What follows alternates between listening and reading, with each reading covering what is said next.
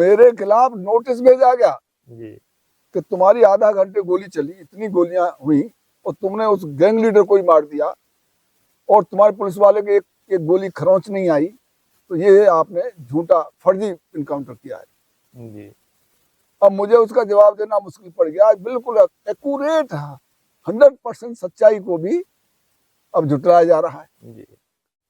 राधे राधे दोस्तों, स्वागत है आपका अपने गुरु ज्ञान गौरव यूट्यूब चैनल में। दोस्तों, इस समय हम लोग देवभूमि उत्तराखंड के देहरादून एयरपोर्ट के पास एक थानो नाम की जगह है, हम आज वहीं पे हैं। आप सभी लोग दोस्तों जानते होंगे, आज मैं इस समय स्वामी भास्करानंद जी के साथ हूँ।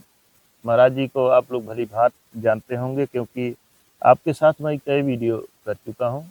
हमारे जो भी दर्शक हैं लगभग आपको पहचानते हैं। गुरुजी, हमारे दर्शकों की तरफ से आपको सादर सभी को प्रणाम, आपके दर्शकों को प्रणाम, आपको प्रणाम, सबको। जी प्रभु। भगवान, आज मेरी एक जिज्ञासा हुई है आपसे जानने की कि आप पुलिस विभाग में पूरा जीवन सर्विस किए, एक वरिष्ठ पद पर, अधिकारी के पद पर आपने सर्विस किया। सर्विस जीवन में पुलिस विभाग का काम ही ऐसा है कि तमाम बड़ी बड़ी कठिनाइयाँ भी आती हैं, बड़े बड़े गुंडे बदमाशों से भी पाले पड़ते हैं।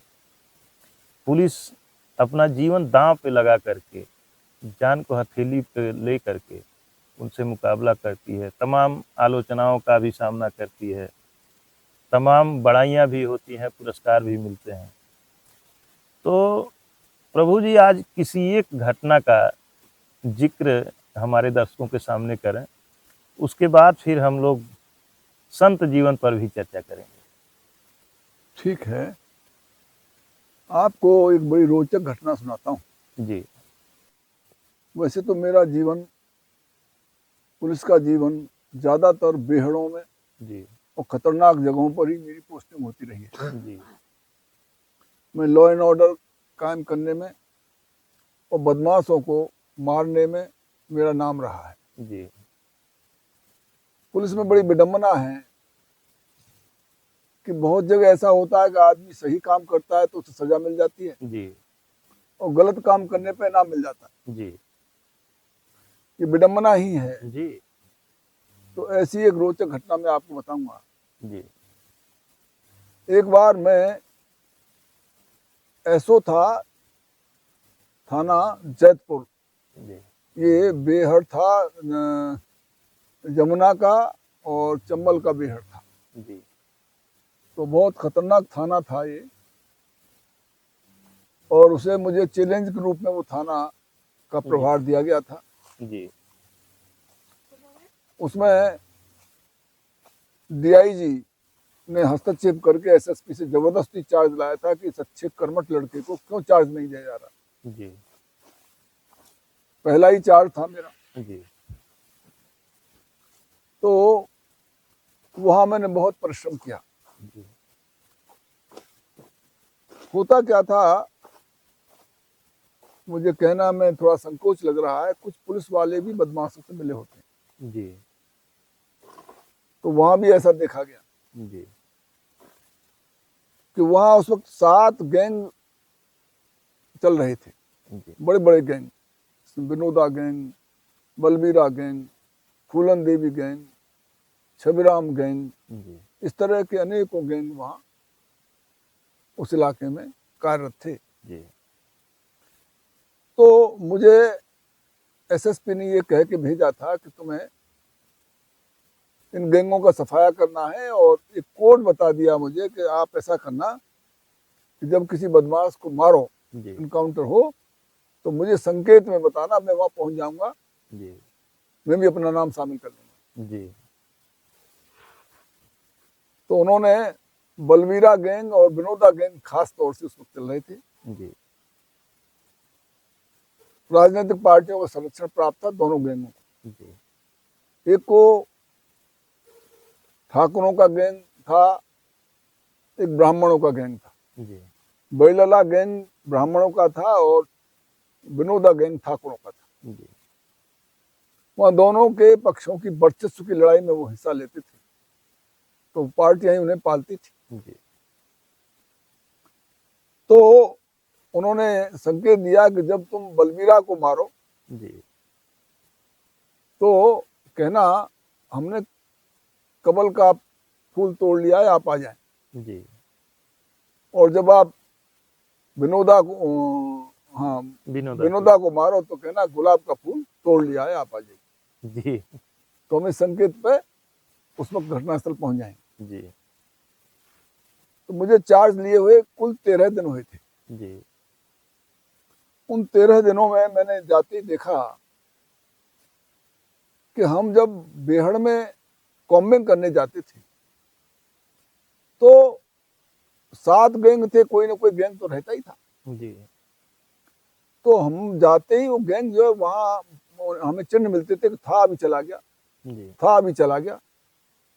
तो हमें ये शक हुआ कि इसमें मुखबिर लोग मिले हुए हैं जो इनको सूचना देते हैं हमारे आने की। जी तो थाने के सामने एक चाय की दुकान थी। तो जब हम कहते भाई आज हमें चंबल के बिहड़ में जाना है कॉम्बिंग के लिए, तो वो जाके वहाँ चाय पीते थे सिपाही। जी वो कहते आज चंबल बिहड़ में जाना है। तो वहाँ उनके मुखबिर होते थे गैंगों। जी तो गैंगिंग जो है उधर उधर का मामला साफ हो जाता था कि पुलिस आज जो है इस ओर आएगी। जी और जब कहते जमुना के बिहड़ में जाना है तो जमुना वाले खत्म हो जाते थे, सब लोग वहाँ से हट जाते थे जी और हम पैदल चल के आते थे। जी तो चूंकि मैं बिल्कुल यंग था और बहुत अच्छा स्वास्थ्य था मेरा, जी तो मैं विशेष मेहनत करता था। मैं नहीं देखता था कि दिन है कि रात है कि दोपहरिया है क्या है। तो मैं सुबह से कॉम्बिंग में चलता था। वहाँ की पथरीली जमीन थी, ककड़ीली, और वहाँ झाड़ीदार कांटेदार झाड़ियाँ थी। वो गर्मी के वक्त में वो सब सूख जाती हैं वनस्पतियाँ, तो और ज़्यादा बेहद गर्मी पड़ती जी थी। तो जब मैं उन्हें कॉम्बिंग में ले जाता था फोर्स को, तो फोर्स वाले परेशान हो जाते थे कि ये कैसा ऐसो आ गया, हमें जीने नहीं दे रहा है, हमें दिन रात मेहनत करा रहा है, पसीना पसीना हुए जा रहे हैं, जी इससे कैसे छुटकारा मिले। तो एक तो ये समस्या थी कि फोर्स भी कॉपरेट करने को तैयार नहीं था, जी उन्हें इतनी मेहनत करनी पड़ती थी। तो मुझसे जो हमारे दीवान जी थे, एक शर्मा जी थे, नाम तो मुझे अब याद नहीं रहा, जी तो उन्होंने मुझे आके समझाया कि देखो साहब आप नए एसओ हैं, आपको तजुर्बा नहीं है, पहला चार्ज है आपका। जी पुलिस ऐसे कॉम्बिंग नहीं करती है। पुलिस सुबह शाम जाती है, झूठे घूम घाम के चली आती है, जी और कोई मरने के लिए थोड़ा भर्ती होता है। जी अपना फॉर्मेलिटी की चले आइए कि फोर्स जो है आप खिलाफ हो जाएगी, ये होगा, आप ऐसा मत करिए। मैंने उसकी बात पर ध्यान नहीं दिया, जी मैं फिर उसी तरह से चला। जी और मुझे ये पता लगा धीरे से कि वो जो हमारा वो था पेशगार, जी वही गैंगों से मिला हुआ था, वही इंफॉर्मेशन कर देता था, जी वो जो दीवान था दीवान था। जी मुझे हल्का सा शक हुआ, जी तो मैंने पहले कहा लोगों से कि आज मुझे चंबल के बिहड़ में जाना है। जी फोर्स तैयार हुआ, एक प्लेटून पीएसी जी और एक प्लेटून के करीब अपना सिविल का फोर्स था।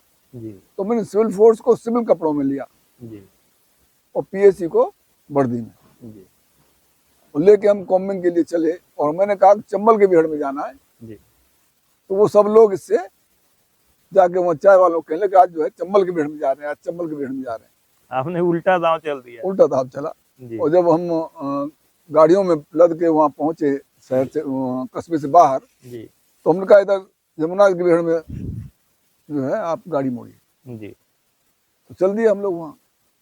अब वो बेहड़ में गाड़ी नहीं जाती थी, तो वहाँ पैदल ही चलना होता कॉम्बिंग में। जी गाड़ी दूर खड़ी कर दी गई और हम लोगों ने कॉम्बिंग शुरू किया। जी तो होता क्या है कि पीएसी वालों पे ज़्यादा वजन होता है, उन पे हैंड ग्रेनेड्स होते हैं, बड़े बड़े असलहे होते हैं, एलएमजी है, एसएलआर है, उनकी मैगजीन है, काफ़ी वजन होता है। जी और सिविल पुलिस वालों पर राइफल ही थी। जी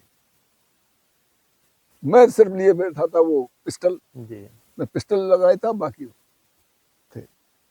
तो अब उन्होंने ये योजना बनाई हमारे सिविल पुलिस वालों ने कि इस एसओ को आज इतना थका दो जी कि कल को आएगा ही नहीं। जी तो वो चले हमारे साथ, तो वो दौड़ दौड़ के टेकरियों पर चढ़ने लगे जी और तेजी उन्होंने अपनाई कि एसओ थक जाएगा जी तो हम आराम करेंगे फिर।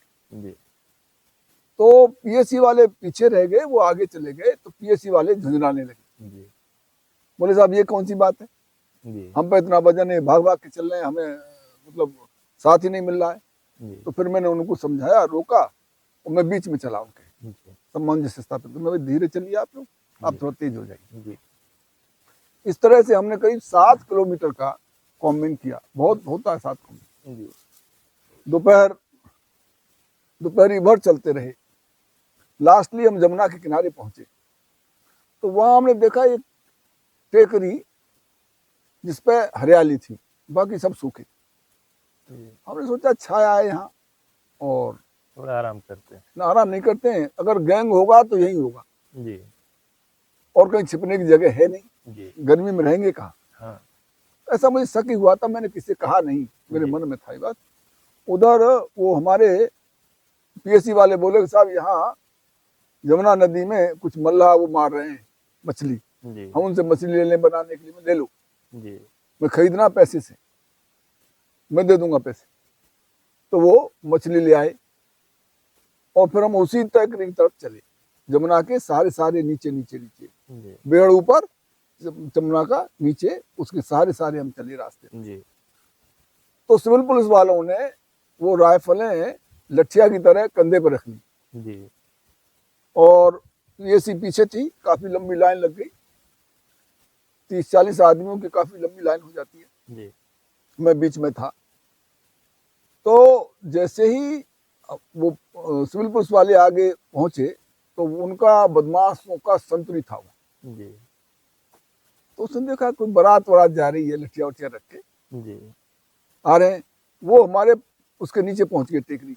जी तो वहां एक सिपाही ने देखा कि यहाँ पानी गिर रहा है, उससे पानी का गिरने का निशान था टेकरी से नीचे। जी और टेकरी किसे कहते हैं?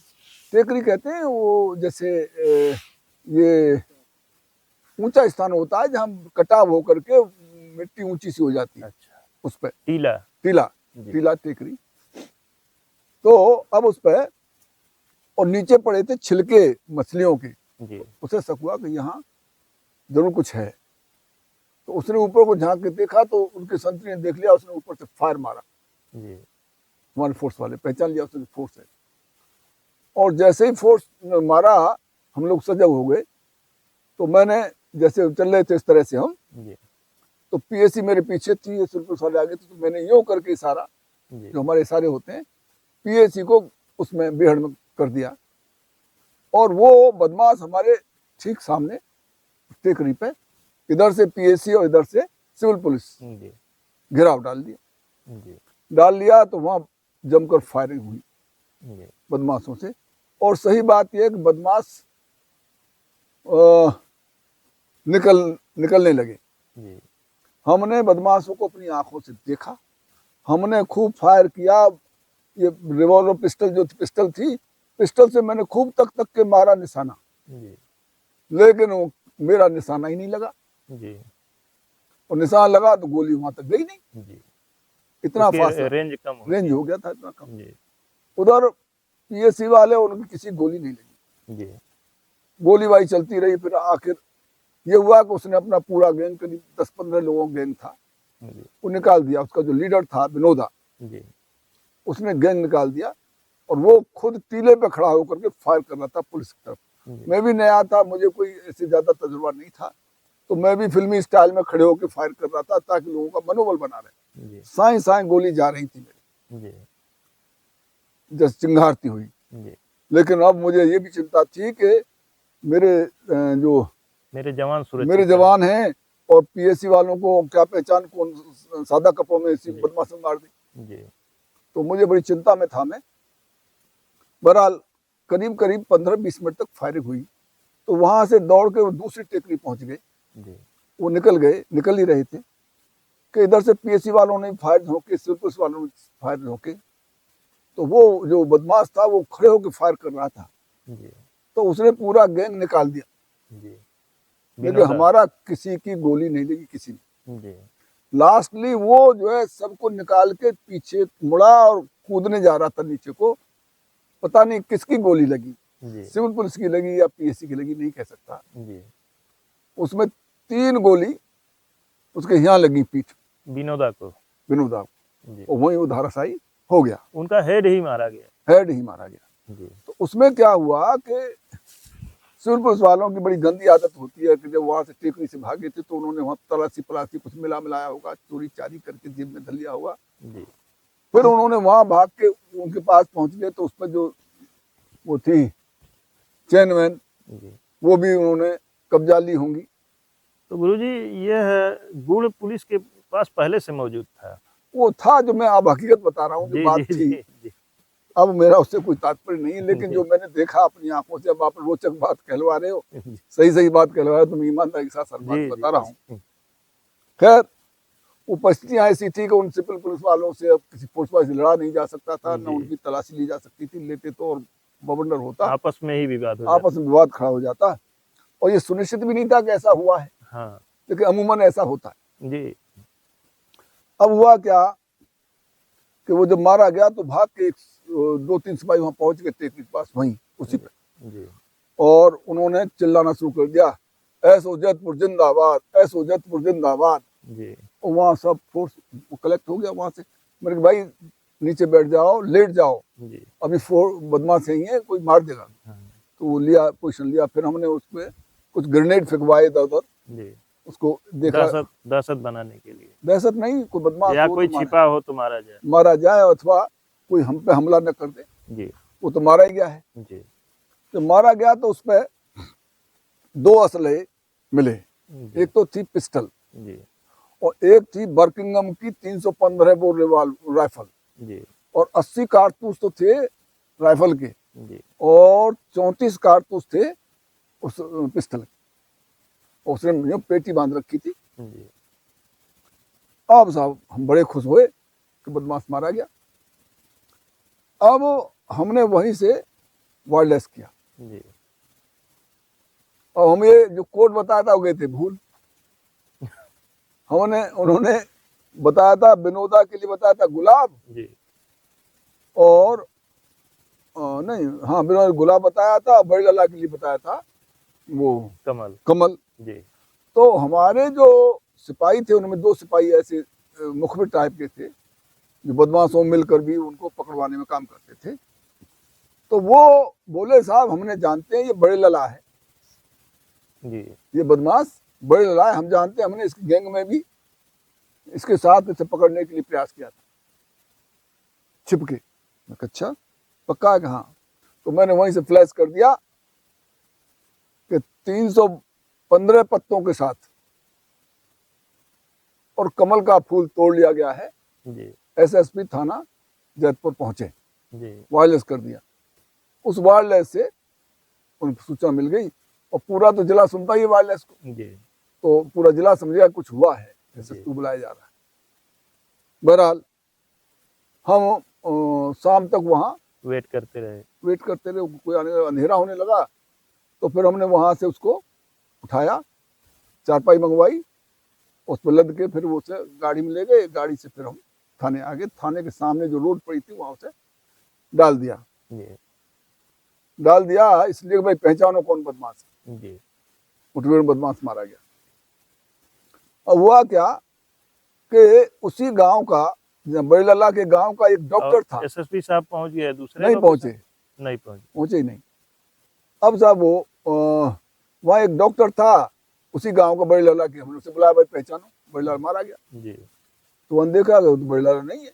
जी उसे हमारे कान में कहा था बड़ी लाला नहीं है, ये तो कोई और है। जी और हमको चिंता हुई कि उस शिकारी न मारा गया हो, कहीं जी कोई शिकार विकार करने गया हो, कोई सिविल का आदमी न मारा हो, बजा बदमाश हो। हाँ अब हम चिंता करने लगे, अब क्या होगा भाई, अगर कोई सिविल का आदमी मारा गया होगा तो जेल भी जाना पड़ेगा, जी मुकदमा कायम होगा। हम बड़े चिंतित हुए, और फिर झूठी सूचना हो गई एसएसपी के लिए, हमारे लिए और मुसीबत हो गई। जी तो भाई एसएसपी को हमने बड़ी लाला की सूचना दे दी कोर्ट वार्डिंग में। बहरहाल एसएसपी ने उन्होंने कहा हाँ, इसके बाद हमने और मतलब पता लगाया कि कौन है। जी तो हमारा जो पैरोकार था, जो अदालतों में पैरवी करता है, उससे पूछा भाई कौन है, कि साहब ये तो विनोदा सा लगता है। जी विनोदा बड़ा गैंग लीडर था, उससे भी जी उससे बड़ी लला से, ये इंटर स्टेट गैंग का लीडर था। जी तो हम बोले अच्छा कैसे, कैसा, मैं कह तो नहीं सकता, लेकिन एक नारायण सिंह नाम का आदमी पई गांव का, उसको ये बदमाश पकड़ ले गया था, गैंग में पकड़ कर ले गया था। जी तो वो इसके साथ रहा है गैंग में, फिर वो कोई मुठभेड़ हुई तो उसको छूट के भाग आया था, वो पहचान लेगा। मैंने तुरंत गाड़ी दी, में जाओ लेके आओ। जी और वो आया नारायण सिंह, उसने कहा अरे ये तो विनोदा है साहब, जी विनोदा है। मैं तुम कैसे कहते हो विनोदा है, कैसा, मैं यूँ कहता हूँ कि मैं इसके साथ रहा हूँ, ये मुझे पकड़ करके ले गया था, मुझसे 40,000 रुपये की मांग की गई थी छोड़ने के लिए। तो उस वक्त मुठभेड़ में इसके गोली चली थी, तो इसके यहाँ पैर में यहाँ गोली लगी थी, जी तो गूथ का निशान होगा। तो हमने उसका पैंट उतारा, देखा तो गूथ का निशान, हम बोले हाँ अब कर पक्का है। पक्का है। जी तो अब आ गया उसका वायरलेस एसएसपी साहब का, कि बताइए, खोल के बताएं क्या हुआ है। जी फिर हमने फ्लैश कर दिया, अंतर स्टेट, जी अंतर प्रदेश, ये जो होते हैं ना, जी कई कई प्रदेशों का जो हाँ काम करता है बदमाश, जी तो वो गैंग बदमाश का मुख्य विनोदा मारा है। मुख्य लीडर विनोदा, और 315 बोर राइफल के साथ और 80 कारतूस के साथ और एक पिस्टल के साथ मारा गया जी मुठभेड़ में। उसके फर्क बन गई, बात खत्म हो गई, और वहाँ कवरेज हुई बड़ी जबरदस्त। जी अब उसके लिए 19 तारीख को हाँ, ये घटना थी, मैं 6 तारीख को मुझे मिला था वो चार्ज, जी और ये 19 तारीख को मारा गया था, जी और 21 तारीख को इसी के संबंध में डीआईजी मीटिंग थी जी इंटर स्टेट्स की, जी जिसमें राजस्थान और एमपी, उत्तर प्रदेश के सभी एसएसपी और डीआईजी को शामिल होना था इस गैंग को क्वेश करने के लिए। जी तो जब यह सूचना डीआईजी को मिली, जी डीआईजी खुशी के मारे, झूम उठे। और डीआईजी ने ही मुझे जबरदस्ती चार्ज लगाया था। जी तो एक तो उनका जस्टिफिकेशन हो गया कि भाई ऐसे तो हो गया, आपसे मार दिया, जी और दूसरा ये कि एक बहुत बड़ी समस्या थी, उसका निराकरण हो गया। उन्होंने तुरंत मुझ पर फोन किया कि भाई ऐसो जयपुर को तुरंत मेरे पास भेजा जाए। जी मैं गया वहाँ, तो मैं बिल्कुल ईमानदार था, डेड ऑनेस्ट था, मैं रिश्वत लेता ही नहीं था। जी तो मेरे पे प्लास्टिक की होती ना 30 रुपए वाली घड़ी थी, जी वो पहने था मैं, जी और डीआईजी के वहाँ में पेश हुआ, डीआईजी ने देखा घड़ी, और भाई तुम पे घड़ी नहीं है, मैं साहब है तो ये जी बढ़िया टाइम देती है साहब, बिल्कुल एक्यूरेट टाइम देती है, जी कि नहीं नहीं वो तो ठीक है, और चलो हम तुमको घड़ी देंगे इनाम में, जी HMT। मैं साहब ठीक है, मैं तो एक निवेदन करना चाहता हूँ कि घड़ी आप देंगे, वो तो मेरे अकेले के हाथ में बन जाएगी, आप एक दीवार बड़ी घड़ी दें, इसमें सभी थानों का पीएससी का सहयोग है, और वो थाने में लग जाए आपकी, वो ज़्यादा अच्छी रहेगी, जी और खुश हुए। जी बहरहाल उन्होंने इतनी शाबाशी दी मुझे, और इनाम था उस पर 5,000 रुपये उस वक्त, जी आज के तो 5 लाख के बराबर जी होगा वो। तो वो 5,000 रुपये का इनाम था।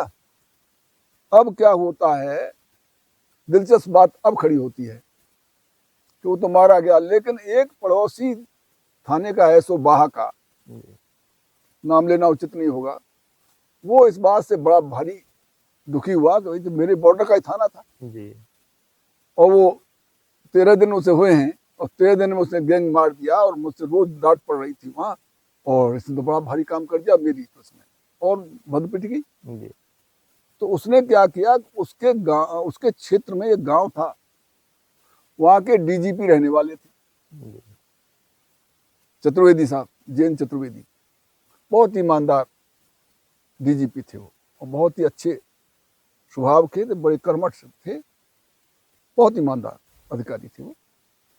तो उनके गांव वालों को उसने ये बलगला दिया कि अरे इसने थोड़ा मारा है उसे, जी पुलिस ने थोड़ा मारा है, वो तो मल्लाहों ने मार दिया था, ये उठा लाए और कह दिया कि हमने इनकाउंटर कर दिया। जी ऐसा कह के अफवाह कर दी। तो अब गांव से उनका ताल्लुक था ही, जी कोई वहां गया होगा डीजीपी साहब के पास, तो उसने कहा अरे साहब वो तो ऐसो जैतपुर थोड़ा मारा है, वो तो मल्लाहों ने मार दिया था, उठा लाया, खामोखा पुलिस का नाम ले रहे हैं। मल्लाह सलाह कहाँ से पा गए मारने के लिए? अब जो भी था वो तो अब दोनों के दिमाग में आया। अब साहब ये बात उनको पता लग गई, इस तरह के ऐसी सूचना मिली हुई थी। तो उन्होंने वो आए आगरा इंस्पेक्शन में, जी तो हमारे एसएसपी ने सीना तान के कहा डीआईजी साहब देखिए हमने वो इंटर स्टेट गैंग का विनोदा मार दिया। जी बोले रहने दो, मुझे सब पता है हम्म, किसने मारा था, कह रहा हूँ उसके खिलाफ कार्रवाई होगी सैसो के खिलाफ। जी और मेरे खिलाफ नोटिस भेजा गया जी कि तुम्हारी आधा घंटे गोली चली, इतनी गोलियां हुई और तुमने उस गैंग लीडर को ही मार दिया, और तुम्हारे पुलिस वाले के एक गोली खरोंच नहीं आई, तो ये आपने झूठा फर्जी इनकाउंटर किया है।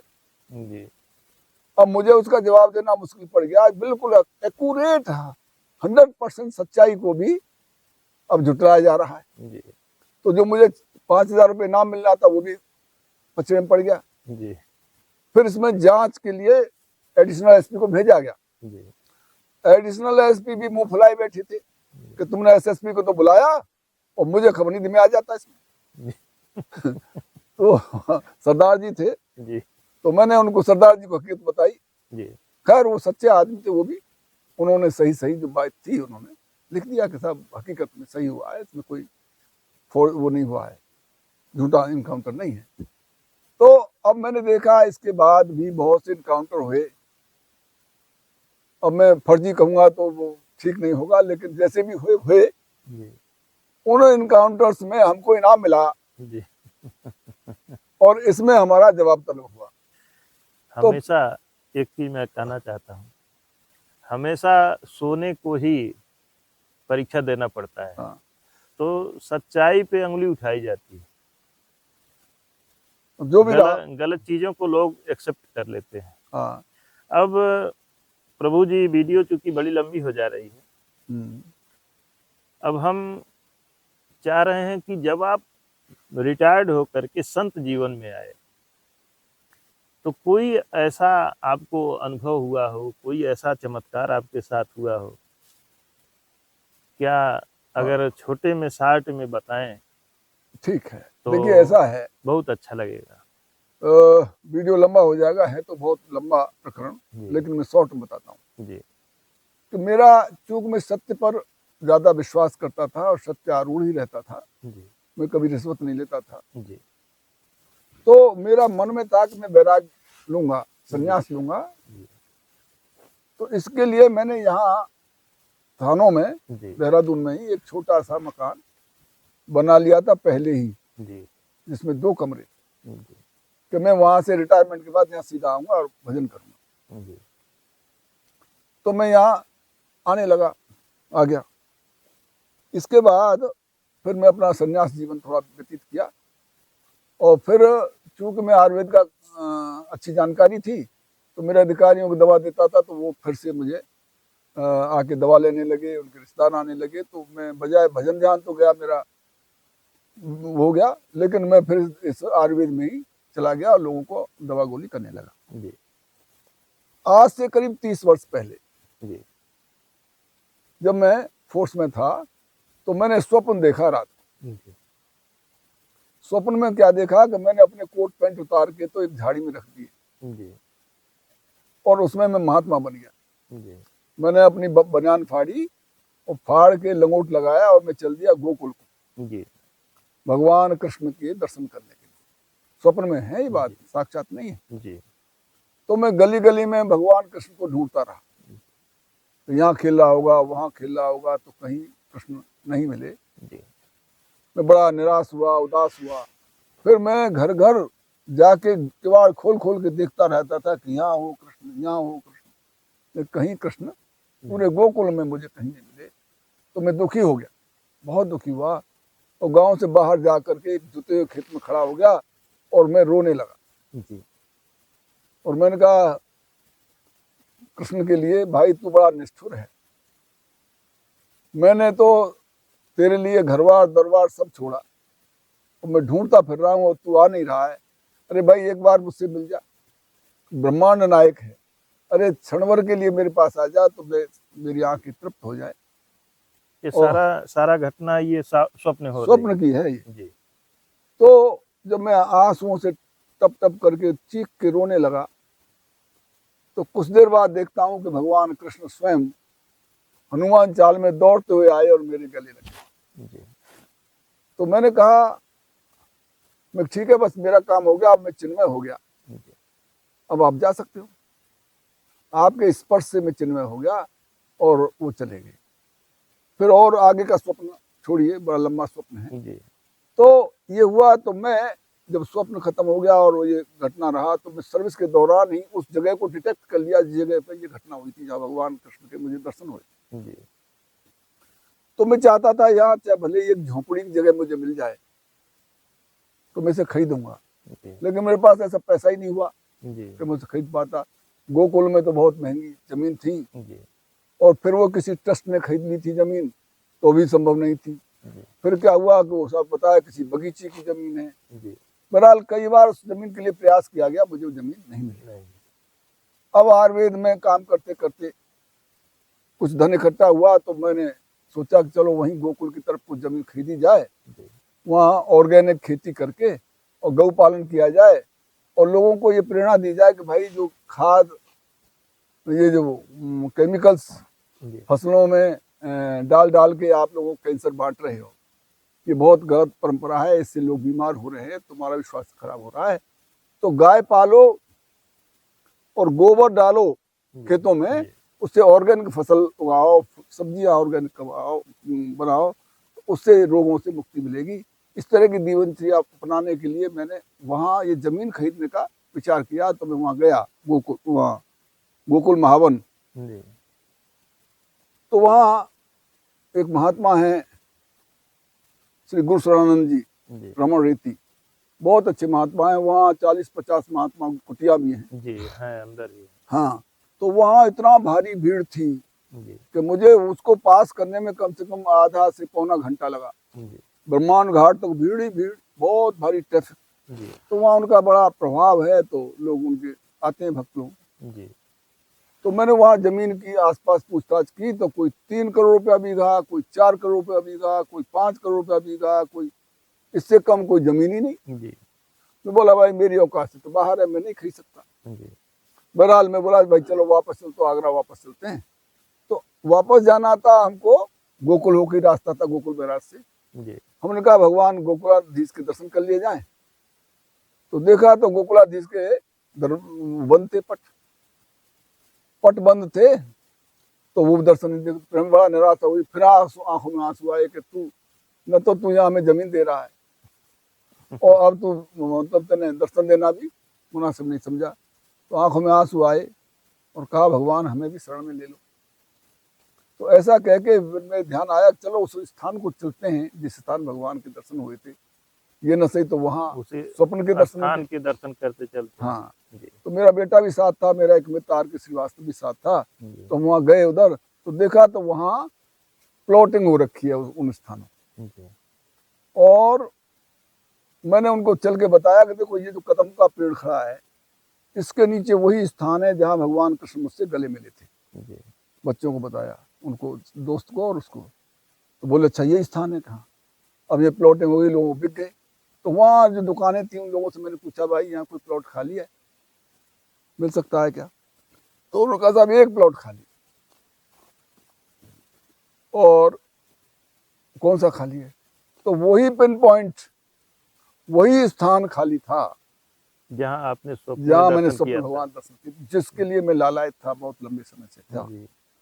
तो मैंने तुरंत वो फोन नंबर थे उनसे बात की, तो मैं बोला साहब दे देंगे। तो वो स्थान जब मैं वो कराने गया बैनामा, तो उसने बताया कि साहब ये जमीन जो है 3 बार एडवांस लिया जा चुका, ये बिक नहीं रही थी, आप खरीदार हैं। मैंने समझा भगवान ने भाई दिए, मुझे डोनेट किए है, बिल्कुल। तो वो मुझे मिली। तो अब मैंने विचार किया है तो उस स्थान पर मैं अन्य क्षेत्र जी खोलूंगा, जिसमें महात्माओं को और बेसहारा लोगों को मुफ्त भोजन व्यवस्था रहेगी। जी और मैं ये अप्रैल मई में शुरू कर दूंगा, और वहाँ में निर्माण कराने का मैंने ये जो शुरू भी कर आप दिया। सोच रहे हैं, करने जा रहे हैं, हमें ऐसा लगता है कि ये भगवान स्वयं आपसे करवा रहे हैं, मैं कौन उन्हीं कर की सकता प्रेरणा हूँ, से उन्हीं की सब हो प्रेरणा रहा सब है। काम हो रहा है। जी। तो और ये दोस्तों एक जानकारी और हम अपडेट कर दें कि अगले महीने मार्च 2025 22 तारीख से आप का जो आश्रम है थानो देहरादून में, वहाँ पर विकलांगों के लिए एक कार्यक्रम स्टार्ट होगा। 22 तारीख से ही शुभारंभ हो जाएगा। पूरे देश से या जहाँ कहीं से भी, नज़दीक से या दूर से, जहाँ से भी विकलांग होंगे, उनके पास हाथ नहीं है, पैर नहीं है, तो मशीनें यहाँ पे 2 दिन में इंस्टॉल होना शुरू हो जाएंगी। यहाँ पे टेक्नीशियन आ जाएंगे बनाने के लिए। कोई भी विकलांग हो, उनको कोई भी अपने हाथ पैर या जो भी अंग, कृत्रिम अंग लगवाने हो, तो आपके सानिध्य में, आपके ही आश्रम पर विकलांगों को वह उपकरण उपलब्ध करवाए जाएंगे, लगाए जाएंगे, जो और बिल्कुल पूर्ण मॉडर्न हो, रूप से निःशुल्क सेवा होगी। किसी से 1 रुपया भी नहीं लिया और जाएगा। मॉडर्न टेक्नोलॉजी के होंगे, लेटेस्ट मॉडर्न टेक्नोलॉजी के होंगे। हाथ और पैर वो ऐसे ही काम करेंगे जैसे आदमी काम करते हैं। जी और जो गरीब होंगे, दिव्यांग, जो आने में भी असमर्थ होंगे, तो उनको उनको उनका किराया भी दिया जाएगा, जी उनकी भोजन व्यवस्था भी की जाएगी। तो मैं चाहता हूँ कि 22 मार्च को अधिक से अधिक दिव्यांग, जिन जो हाथ पैर से बेचारे रहित हैं, जी वो आकर यहाँ लाभान्वित हों। और मैं इस आपके वीडियो के माध्यम से सभी से निवेदन भी करता हूँ, ऐसे सभी दिव्यांगों को सूचित करें और उन्हें यहाँ भेजें जी ताकि वो लाभान्वित हों। इसके लिए किसी कागज़ की जरूरत नहीं है, और ये व्यवस्था किसी केंद्र सरकार की नहीं है, किसी उत्तराखंड सरकार की नहीं है, किसी की सरकार की नहीं है। ये अपनी व्यवस्था है। यहाँ मुफ्त हाथ पैर दिए जाएंगे विकलांगों को कृत्रिम, आकर लोग लाभान्वित हों। दोस्तों, जो भी दिव्यांग लोग हैं, उनको यहाँ पे आना जरूरी है, क्योंकि ऐसे बिना नाप तौल के उनको अंग नहीं बनाए जा सकते। तो उनके हाथों या पैर जो भी अंग होंगे, उनके साइज से यहाँ पे अंग तैयार किए जाएंगे, फिर उनको लगाए जाएंगे। दोस्तों, इसी के साथ वीडियो समाप्त करते हैं। नमस्कार।